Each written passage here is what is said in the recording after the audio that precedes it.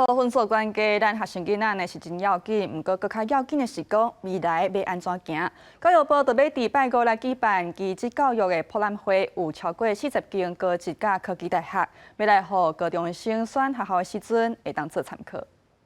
我转动把手的时候，这个轮胎会转吗？专业小解到微型电动车的电路，伊是汽车科的赖同学。伊讲当初会选择高职，毋是高中，是因为伊的目标真明确，甲读册比起来，伊更较介意动手做。应该说，我那时候我认为自己没有很会读书，然后可能去记忆班之类的，我对这个蛮有兴趣的，我就来了。这届教育部举办技职教育博览会，邀请超过40间的高职和科技大学，主题有电机资讯、食品制造、美容保健等等的科系，将近有100个单位，希望提供高中学生透过博览会来确定未来的志向。我一样会选机械群，或者是像，反正就是一样是工业类的